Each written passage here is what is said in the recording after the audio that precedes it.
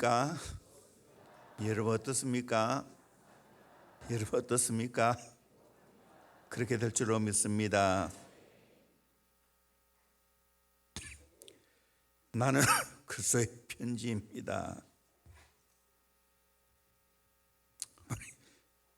옆 사람에게 인사하시길 바랍니다.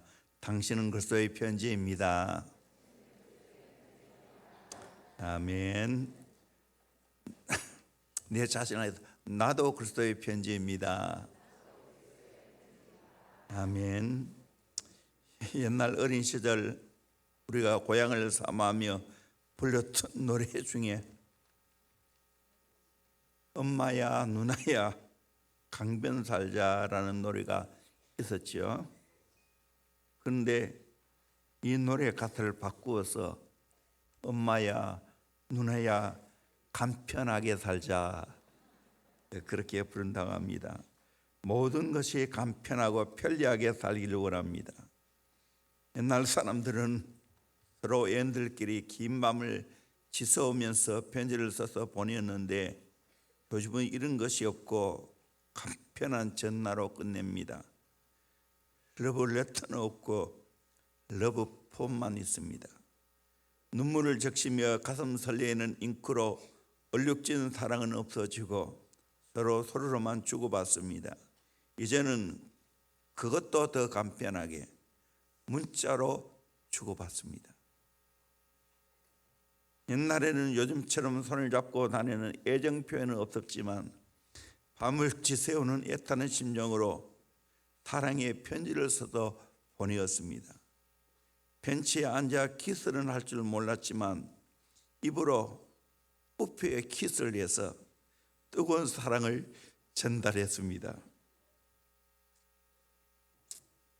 하나님은 우리를 위하여 간편한 소리로 사랑을 전달한 것이 아니라 편지로 우리에게 깊은 사랑을 전달했습니다. 하나님의 사랑이 담긴 러브레터가 바로 성경 말씀입니다. 성경을 정직하게 겸손하게 읽으면 하나님의 참 사랑을 깨닫게 됩니다. 하나님이 우리를 사랑하셔서 천지를 창조하셨고 6일째 우리 인간을 창조해서 그 창조한 모든 것들을 다 누리게 하셨습니다. 그런데 안타깝고 아쉽게도 우리 인간들은 하나님의 말씀을 듣지 아니하고 마귀의 말을 듣고 내 마음대로 살다가 결국 멸망의 길로 가게 되었습니다. 그럼에도 불구하고 하나님이 우리를 극진히 사랑해서 독생자 예수님을 보내주셨습니다. 최고의 사랑의 러브레터입니다. 예수님이 우리의 죄값을 대신해서 십자가에 못 박혀 돌아가게 하시고 부활하게 하시고 성천하셔서 우리에게 보혜사 성령을 보내주셨습니다.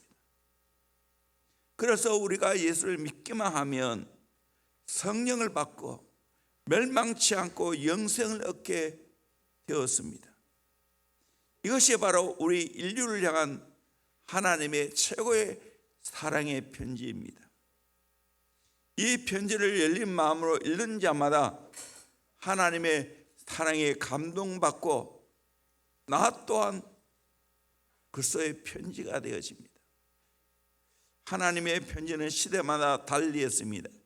모세의 시대는 두 돌판 위에 친히 십계명을 기록해서 전달해 주었습니다. 이것을 잘 간직하여 하나님 법궤 안에 보관했지만 우리 인간은 십계명대로 살지 못했습니다. 그러자 하나님은 우리에게 직접 사랑의 편지인 예수님을 이 땅에 보내주셨습니다. 우리 요한복음 1장 14절 말씀 같이 읽어볼까요? 시작. 말씀이 육신이 되어 우리 가운데 거하심에 우리가 그의 영광을 보니 아버지의 독생자의 영광이요 은혜와 진리가 충만하더라. 하나님이 예수님을 이 땅에 보내주셨습니다. 말씀이신 그분이 육신되어 우리 가운데 거했습니다. 함께 텐트를 치고 우리에게 오셨다는 거예요. 그래서 우리가 예수님의 영광을 보니 아버지의 독생자의 영광이고 은혜와 진리가 충만하더라, 그렇게 말씀하고 있습니다. 예수님께서 살아있는 편지로 직접 이 땅에 오셨습니다. 하나님의 사랑의 최고의 표현입니다. 그리고 예수님이 이 땅에 오셔서 우리에게 영광스러운 사역을 감당했습니다. 뿐만 아니라 우리에게 은혜와 진리가 충만하도록 해 주셨습니다. 이것이 최고의 사랑 아니겠습니까?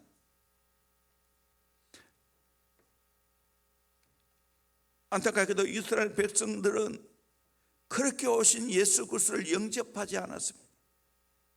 알지 못했습니다. 십자가에 못 박아 죽였습니다.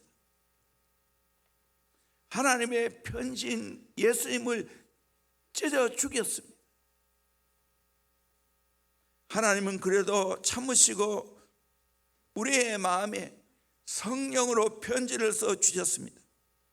마가 다락방에 모인 사도들과 성도들에게 성령으로도 그 편지를 써 주셨습니다.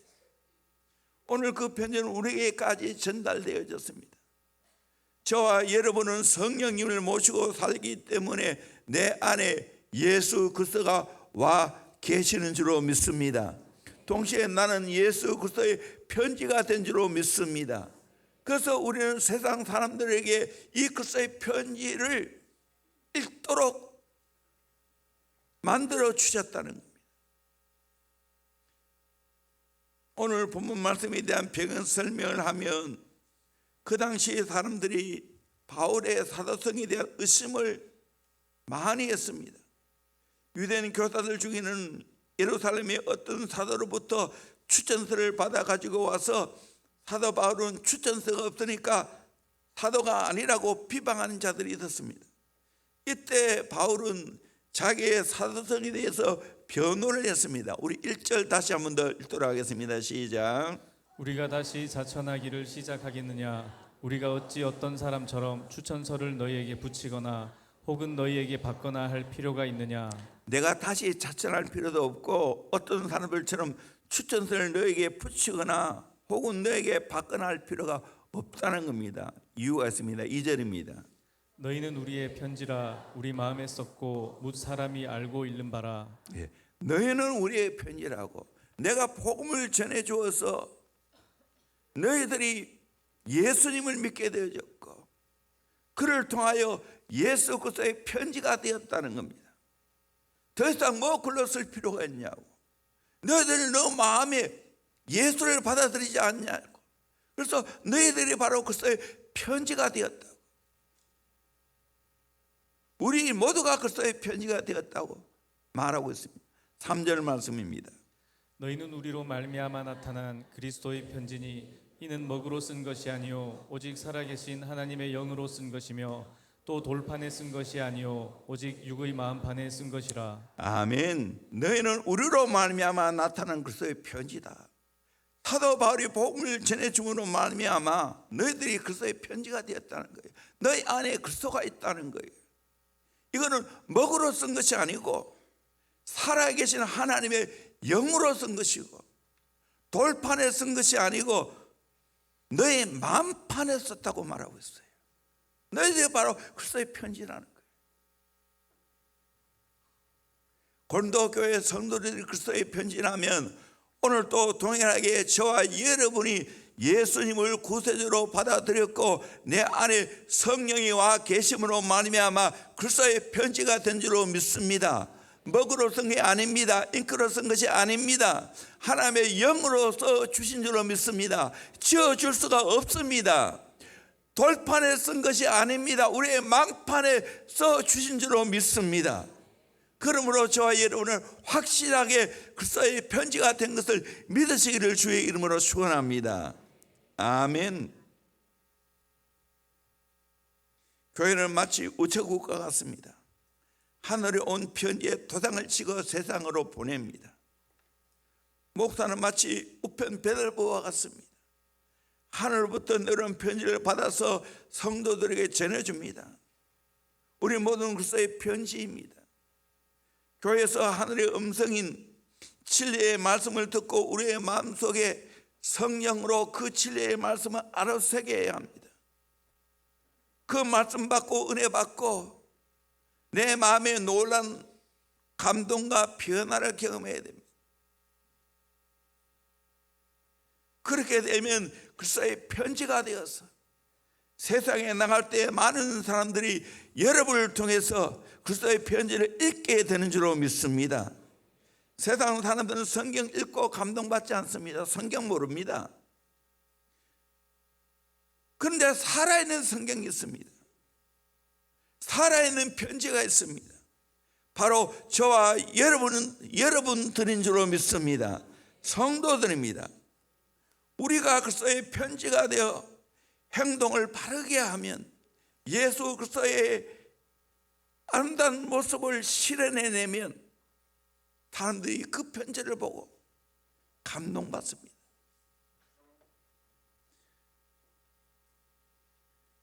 지금은 별로 편지를 주고받지 않죠. 성탄절이나 새해를 맞이하면 옛날에는 꽤 많은 편지를 주고받았어요. 카드도 주고받았고. 그 편지 가운데는 참으로 제 마음을 울리게 하는 감동적인 사랑하는 편지가 있는가 하면 형식적으로 인쇄를 해서 보내는 편지나 카드가 있습니다. 별로 감동이 없습니다. 여러분들은 그리스도의 편지로서 세상 사람들에게 어떻게 읽혀지고 있습니까? 그리스도의 편지로서 어느 사람은 참 서두에는 아름다웠는데 갈수록 좋지 않은 편지가 되어서 사람들 마음을 실망시킬 때가 있습니다. 우리 그리스도인들이 지금 세상에 빛이 되고 소금이 되어야 되는데 그렇지 못한 경우가 참 많지요. 실망시키고 있죠. 그런데 어느 사람은 서두는 좋지 않았는데 은혜 받고 성령 받고 갈수록 점점 좋아지는 편지가 있습니다. 사람의 심금을 울려주는 아름다운 편지를 쓰시는 분이 있습니다. 그래서 그분의 삶을 바라보면 감동이 됩니다. 옛날에 우리 김익두 목사님이 그런 분입니다. 그분은 평양 깡패였습니다. 그래서 사람들이 장날에 장을 가면서 오늘 또 김익두를 만나지 않게 해주도 춤을 대뱉고 그렇게 갔습니다.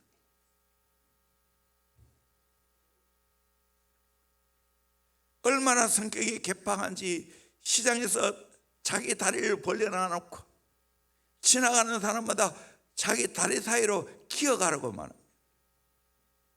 그런데 이 김익두가 예수 믿고 변화되었습니다. 목사가 되었습니다. 유명한 부흥사죠. 한 번은 이런 일도 있었습니다. 김익두 목사가 부흥에 참석하려고 산길을 걷다가 너무 더워서 윗옷을 벗어놓고 시원한 바람에 땀을 식히고 있었습니다. 그때 맞은편에서 술에 취한 사람이 오더니 왜 너 나보다 먼저 올라온 거야? 그러면서 김익두 목사를 사정없이 후려가게 했습니다. 김익두 목사님은 아무런 저항도 하지 않고 가만히 매를 맞고 있었습니다. 맷집이 좋지요. 그리고는 술에 취한 사람에게 형님 다 때렸습니까? 묻자 그는 그래 다 때렸다. 그러자 김익두 목사님은 예수는 내가 믿고 복은 형님이 받으셨군요. 그게 무슨 말인가 의아했습니다. 그래서 김익두 목사님은 내가 바로 김익두다. 김익두라는 말을 듣고 얼굴색이 하얗게 질렸습니다. 살려주십시오. 손이야 발이야 빌었습니다. 김육도 목사는 그를 데리고 부흥회에 참석했습니다. 그는 이 일을 계기로 해서 예수 믿게 되었고, 그리고 훗날 장도까지 되었다고 합니다. 가게로 우리의 삶이 개망나니처럼 살았다 해도 내가 예수 믿고 은혜 받고 성령 받으면 내 삶이 변화될 줄로 믿습니다. 아름답게 바뀔 줄로 믿습니다. 그렇게 될 때 많은 사람이 내 모습을 보고 저 사람 그리스도의 편지야, 얘도 닮았어, 참 감동적이야, 이런 편지를 써야 한다는 거예요. 저와 여러분의 삶 속에서 예수의 향기가 물씬 풍기고 정말 예수로 충만해서 많은 사람들에게 감동을 주는 그리스도의 편지가 되기를 주의 이름으로 축원합니다. 어떻게 하면 될까요? 첫째로 내 마음에 좋은 것으로 가득 채워야 됩니다. 다시 말하면 내 마음에 예수로 가득 채워야 됩니다. 하나님의 은혜와 진리로 가득 채워야 됩니다. 바로 예수님이 그런 분이었습니다. 요한복음 1장 14절 말씀 같이 보도록 합니다. 시작. 말씀이 육신이 되어 우리 가운데 거하심에 우리가 그의 영광을 보니 아버지의 독생자의 영광이요 은혜와 진리가 충만하더라. 말씀이 육신이 되어 우리 가운데 예수님이 오셨습니다. 그 예수님을 보니 아버지의 독생자의 영광이요 은혜와 진리가 충만하더라. 15절입니다. 요한이 그에 대하여 증언하여 외쳐 이르되 내가 전에 말하기를 내 뒤에 오시는 이가 나보다 앞선 것은 나보다 먼저 계심이라 한 것이 이 사람을 가리킴이라 하니라. 요한이 증언했습니다. 내가 6개월 먼저 세상에 왔지만 그 예수님은 나보다 먼저라고, 하나님의 아들이라고. 16절 보겠습니다. 우리가 다 그의 충만한 데서 받으니 은혜 위에 은혜로라. 아멘. 예수님은 충만하신 분입니다. 그분에게 받으니까 은혜 위에 은혜라고 말했습니다. 17절입니다. 율법은 모세로 말미암아 주어진 것이요 은혜와 진리는 예수 그리스도로 말미암아 온 것이라. 아멘. 은혜와 진리는 예수 그리스도로 말미암아 오는 줄로 믿습니다. 18절입니다. 본래 하나님을 본 사람이 없으되 아버지 품속에 있는 독생하신 하나님이 나타내셨느니라. 그분은 누굽니까? 예수 그리스도입니다. 오늘 또 예수님을 육적으로는 보지 못하지만 말씀을 통해서, 믿음을 통해서 예수님의 그 귀한 아름다운 모습을 내가 보고 경험하게 될 줄로 믿습니다. 아멘. 예수 제자는 어떤 사람입니까? 작은 예수입니다. 이 땅에서 예수님의 그 아름다운 모습을 실현해내는 사람입니다. 그러면 예수의 은혜와 예수의 진리가 내 안에 충만해야 될 줄로 믿습니다. 아멘. 예수로 충만하기를 주의 이름으로 축원합니다. 요즘 충만해라는 복음송을 많이 부르지 않습니까? 우리는 예수로 충만해야 됩니다. 예수님 통해 은혜를 넘치게 받아야 됩니다. 은혜 위에 은혜를 받아야 됩니다. 그 예수님 통해서 진리로 충만해야 될 줄로 믿습니다. 아멘. 그렇게 되어지면 절로 내 삶을 통해서 그리스도의 편지가 되어서 많은 사람들에게 감동을 끼치게 될 줄로 믿습니다. 우리 사람은 내면의 변화가 일어나야 돼요. 내 안에서 변화가 일어나야 됩니다. 그럴 때 겉으로 변화가 되어집니다. 내 안에 변화 없이는 변화될 수가 없어요. 저는 처음 목회할 때는 전부 글로 썼어요. 볼펜, 아주 잘 나오는 볼펜, 그걸 가지고 쓰는데 보통 12장 12페이지 정도를 썼어요. 크게 볼 수 있도록.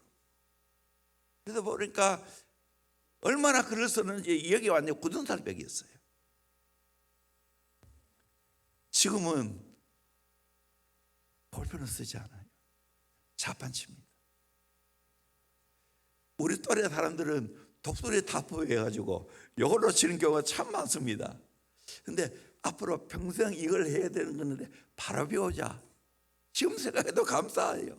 편리하지 않고 자판에 맞춰서 다 배웠어요. 처음에는 더디었지만 그것이 내게 몸에 배이니까 얼마나 감사한지. 저는 하이트 펜으로 치우고 이렇게 썼는데 이제는 그럴 필요 없어요. 오래 붙이게 하고 마음껏 할 수가 있어요.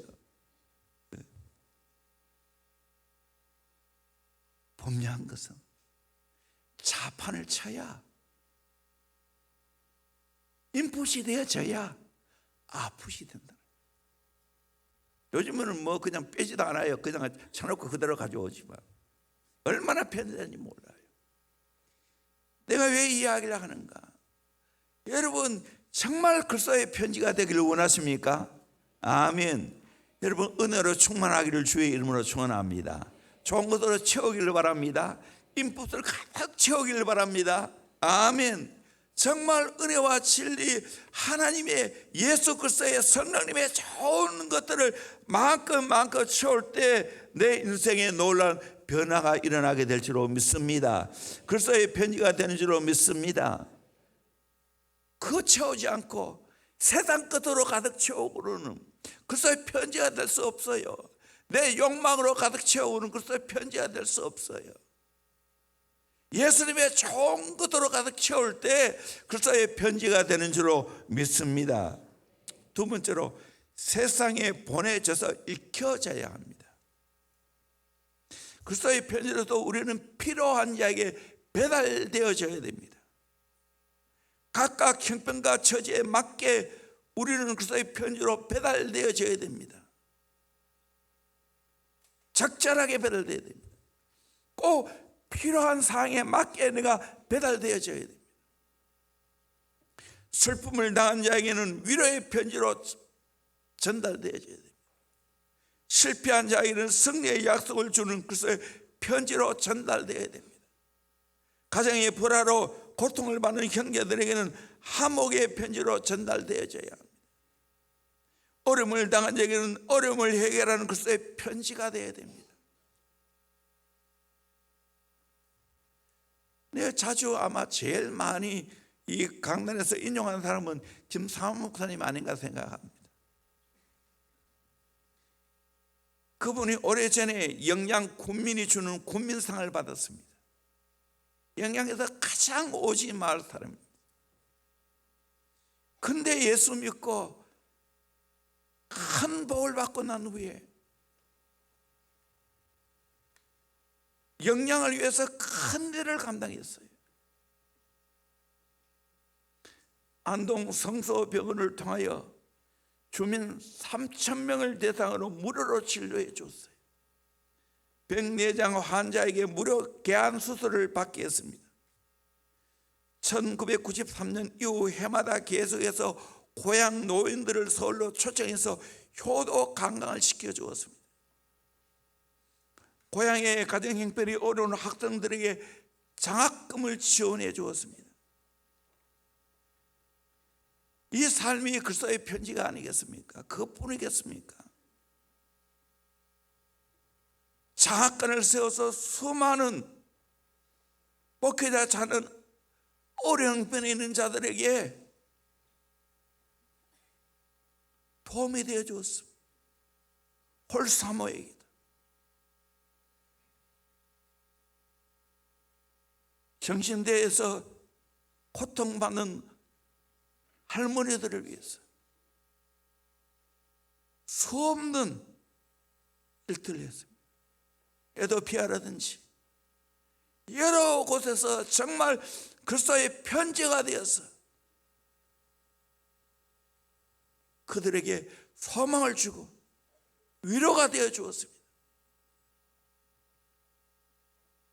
저와 여러분이 바로 그런 삶을 살아가야 되지 않겠습니까? 나는 대형교회가 그런 교회 되기를 꿈을 꿔왔습니다. 소망했습니다.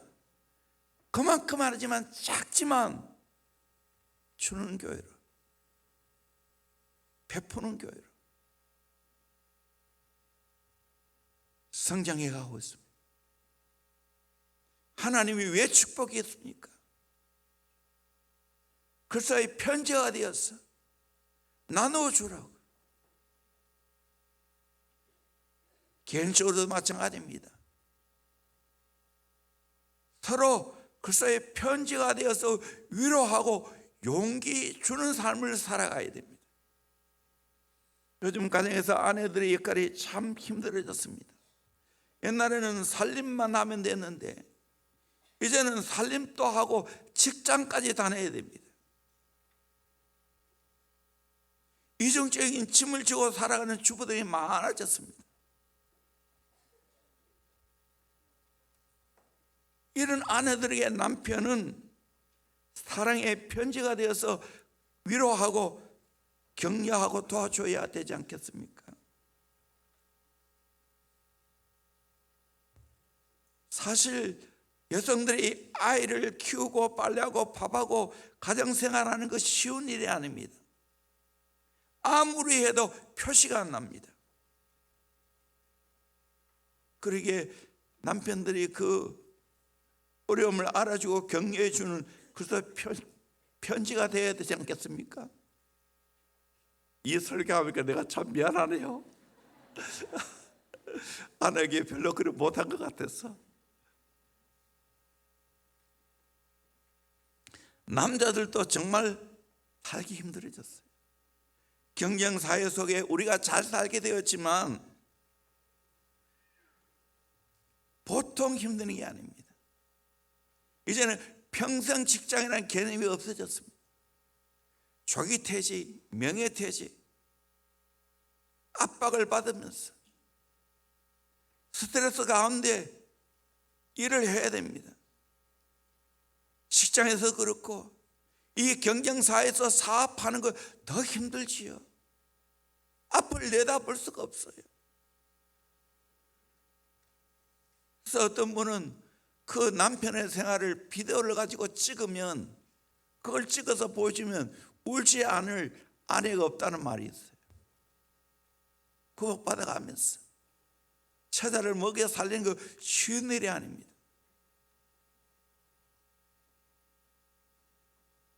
남편에게 용기와 격려가 필요합니다. 돈 안 들고 여러분 남편에게 용기와 격려 주는 거 뭐겠습니까? 고래도 춤을 춘다는 칭찬입니다. 근데 칭찬 안 해요. 돈 안 드는데 왜 칭찬 안 합니까? 뒤에서 찔리는 사람 있죠?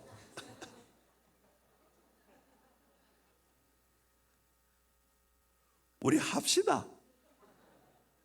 남편도 아내도 우리 모두 목장에도 마찬가지예요. 격려하는 말, 소망을 주는 말 해야 돼요. 가장 안타까운 것은 목장 와서 원망하고 불풀이하는 거예요. 더 힘들게 만드는 거예요.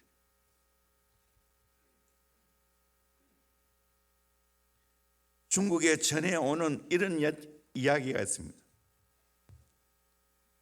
중국 한나라에 송흥이라는 대신이 있었습니다. 한번 결혼에 실패한 황제의 누나인 호양공주가 그를 짝사랑했습니다. 이 호양공주는 유부남인 송흥을 사랑해서 가슴을 태우다가 황제를 통해서 청혼을 했습니다. 황제가 나의 매부가 되어달라는 부탁을 송흥에게 했습니다. 그때 송은 왕의 명령을 다 따르지만 이 명령은 따를 수 없다고 했습니다. 그러면서 이런 이야기합니다. 우리는 신혼 때 얼마나 가난했는지 술찌꺼기와 등개를 먹으면서 살았습니다. 저희 아내는 제가 공부하여 출세하도록 이런 것을 얻어다 먹으면서 실망할 때 격려해 주었습니다. 이처럼 조강지체가 없었다면 나는 이 자리에 앉지도 못했고 폐하를 섬기지도 못했을 것입니다. 사람이 출세했다고 지금의 위치에 올리지 않는다고 아내를 버리거나 옛 친구를 버리는 것은 큰 사람이 아니지 않습니까? 이 말을 병풍 뒤에서 듣고 있던 화양공주는 세상에 이런 인격자도 있었는가 감탄하면서 한없이 눈물을 흘렸다고 합니다. 성경은 아름다운 편지였습니다.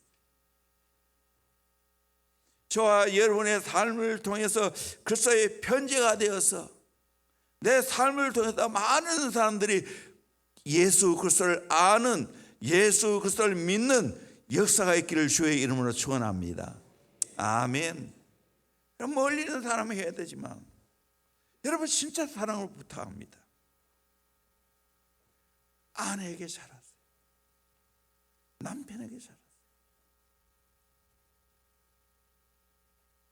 배우자에게 가장 먼저 그리스도의 편지가 되어주세요. 내가 목회해 보니까 너무 이것이 절실합니다. 물론 저도 잘해야 되겠지만 여러분도 정말로 피차 마지막 남는 것은 결국은 배우자밖에 없어요. 저도 세월이 흐르니까 아들 열심히 키웠는데 결혼하고 새 가정 꾸미니까 만날 시간도 없어요. 그저 얼굴 안 보면 좋고 그게 당연하게 받아들여야 되죠. 남는 것은 누구밖에 안 남아요? 배우자밖에 안 남아요.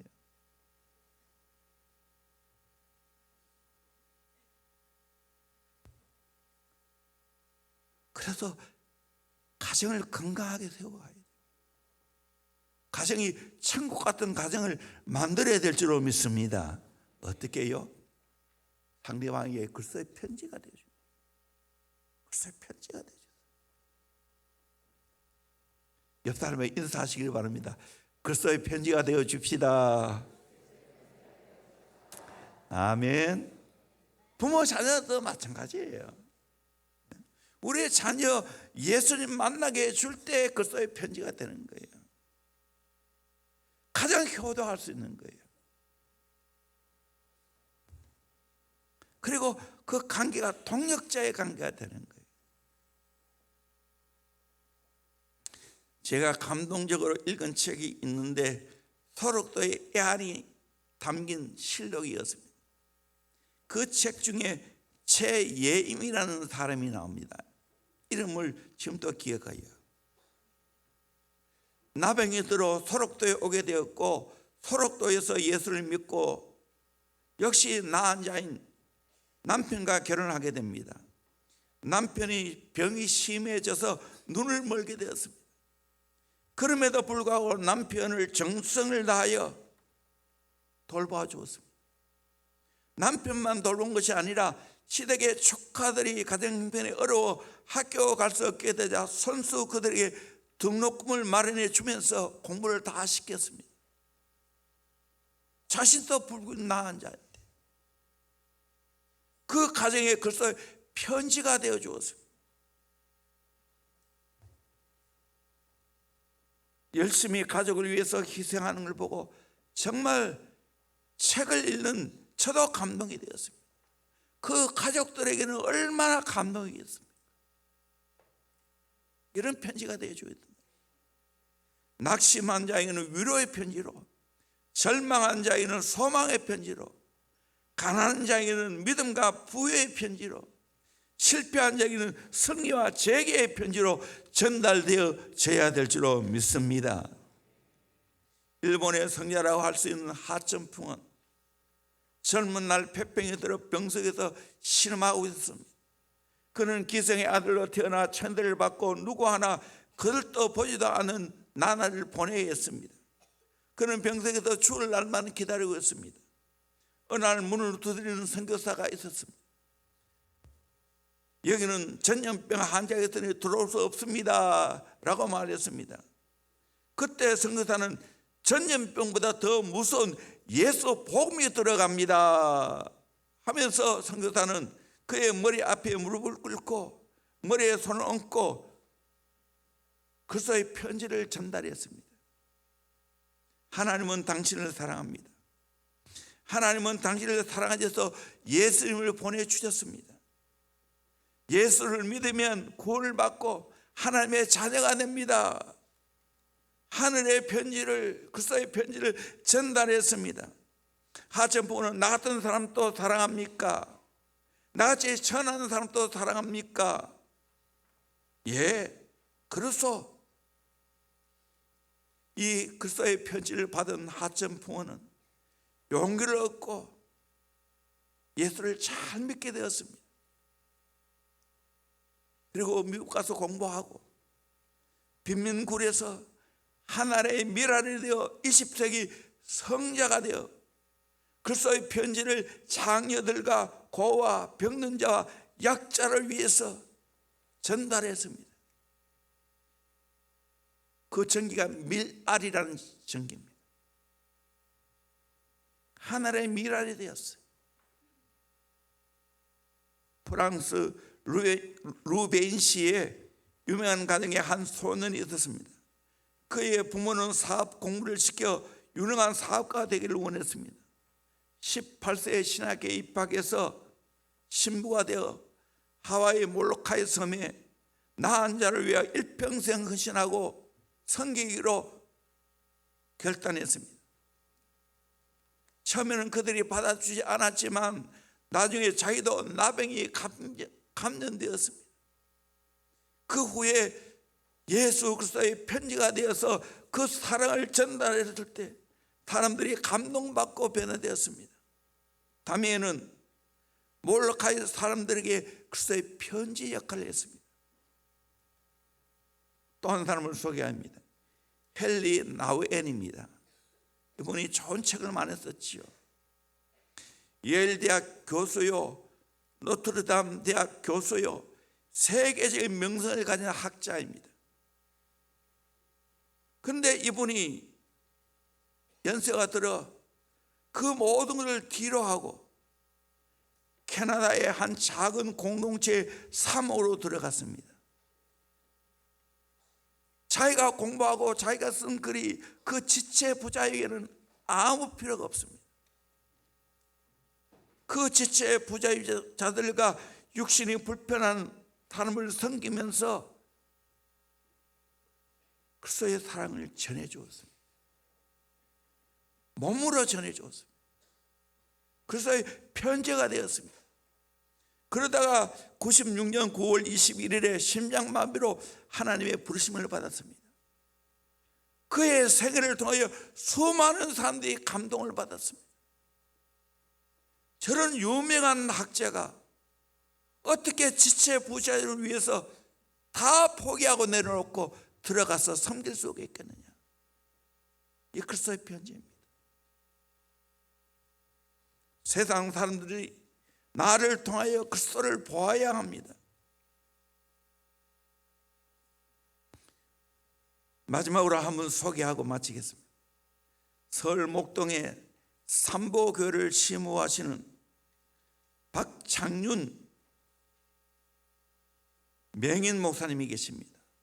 나이 20살에 강화도에서 친구가 주는 폭탄을 받아들다가 폭탄이 터졌습니다. 그러자 몸이 5m까지 치솟다가 떨어졌습니다. 깨어보니 병원이었고 자기 손을 만져보려고 하니까 감각이 없습니다. 두 손이 잘려나갔습니다. 앞을 볼 수가 없습니다. 청천벽력과 같은 일이 벌어졌지요. 이런 고통 중에 후배의 전도를 받고 예수를 믿게 되었습니다. 예수를 믿고 신학교에 가게 되었고 교도소 등등을 다니면서 복음을 전했습니다. 그때 최미수 선생이 그가 하는 일을 보고 안내자 역할을 했습니다. 그러다가 일평생 반려자로 헌신했습니다. 사진 한번 보시죠. 예. 결혼을 하면서 가정의 반대가 극심했습니다. 그러나 그 모든 것도 극복하고 결혼하게 되었습니다. 평생 사모님이 목사님의 손이 되고 발이 되었습니다. 대부분 명인 목사님은 앞을 보지 못하는 명인들을 상대로 목회하는 것이 일반적인데 목사님은 정상적인 사람을 위해 목회했습니다. 2009년 그 당시 교회가 어린이를 포함해서 1000명 정도 되었다고 합니다. 삼보 교회를 건축한 것도 기적입니다. 한 번은 한경진 목사님 모시고 하루 저녁 집회를 하게 되었습니다. 한경진 목사님은 명인 목사님이니까 명인들 한 20명 30명 모여 있겠지 하고 가보니까 정상적인 성도들이 150명이 모여 있는 겁니다. 너무 놀랐습니다. 그래서 한경진 목사님이 목사님을 일평생 편하게 목회할 수 있도록 내가 도와야 되겠다 생각하고 남한 사성이 있으면서 사택을 찾아오는 사람들에게 명인 목사님을 돕자고 했습니다. 그때 삼보그룹의 김현철 회장이 그 말을 듣고 10억을 내놓았습니다. 목사님이 그것을 받아들고 성도들에게 눈물로 감사하면서 설교를 하게 되었습니다. 모든 성도들이 감동받고 헌금을 했습니다. 성전 대지도 양천구 목동에 280평 땅이 있었는데 그 땅이 예수 믿는 분의 땅이었습니다. 그분이 명인 목사님의 설교 방송을 듣고 은혜를 받았습니다. 그 당시 평당 400만 원 했는데 그 땅을 200만 원은 헌금하고 평당 200만 원에 팔겠다고 해서 그 땅을 구입하여서 성전을 건축했다는 겁니다. 명인 목사님이 건강한 성도들을 목회하기까지는 최미숙 사모님이 그리스도의 편제가 되어 목사님을 잘 내조했기 때문입니다. 삼보교회가 그렇게 부흥이 되고 목사님이 귀하게 쓰임 받게 된 것은 사모님이 목사님의 그림자처럼 헌신하는 결과입니다. 사모님이 희생하니까 결국에 그토록 반대했던 사모님 가정도 다 예수를 믿고 결혼하지 못하도록 그 사모님의 머리를 깎고 때렸던 오빠도 예수 믿고 신학교에 들어가서 주의 종이 되었다는 거예요. 목사님이 책을 한 권 펴냈는데 책 제목이 님은 그렇게 하셨는데, 님은 그렇게 하셨는데, 그 님은 누구입니까? 예수님이 님인 겁니다. 그리고 자기를 위하여 희생해 준 어머님이 님입니다. 그리고 아내 사모님이 님입니다. 우리가 세상에 나가 그리스도의 편지가 되어 많은 사람들 그리스도에게 인도하는 사명을 감당해야 될 줄로 믿습니다. 님이 되어 주시기를 주의 이름으로 축원합니다. 아멘. 저도 오늘까지 정말 아내의 헌신을 통해서 여러 성도들의 헌신을 통해서 여기에 제가 있습니다. 님이 되어 줬기 때문에 우리는 그리스도의 편지입니다. 결국에는 예수님이 계신 하늘에 돌아가는 그리스도의 편지입니다. 그리스도의 편지로서 세상에서 열심히 돌아다닌다. 주님이 오라 하실 때 우리의 본거지가 되는 하나님 나라에 돌아가야 될 줄로 믿습니다. 우리 모두 그리스도의 편지가 되기를 주의 이름으로 축원합니다. 감동받고 있습니까? 가정에서 내 삶을 통해서 식구들이 감동받고 있습니까? 내 친구들이 내 삶을 통해서 감동받고 있습니까? 목장에서 나의 삶을 통해서 모든 목장의 식구들이 감동받고 있습니까? 우리 학생들, 친구들이 내 삶을 통해서 감동을 받고 있습니까? 그리스도의 편지가 되어야 하는 겁니다. 그러기에 우리는 어떻게 살아야 됩니까? 예수로 충만해야 됩니다. 예수 없이 살 수가 없는 겁니다. 우리는 발광체가 아닙니다. 우리는 반사체입니다. 예수로 충만해야 이 그리스도의 편지의 역할을 감당하게 될 줄로 믿습니다. 그래서 우리는 주 없이 살 수 없다고, 주밖에 없다고, 고백하는 예수의 제자가 되어야 될 줄로 믿습니다. 찬송하겠습니다. 주 없이 살 수 없는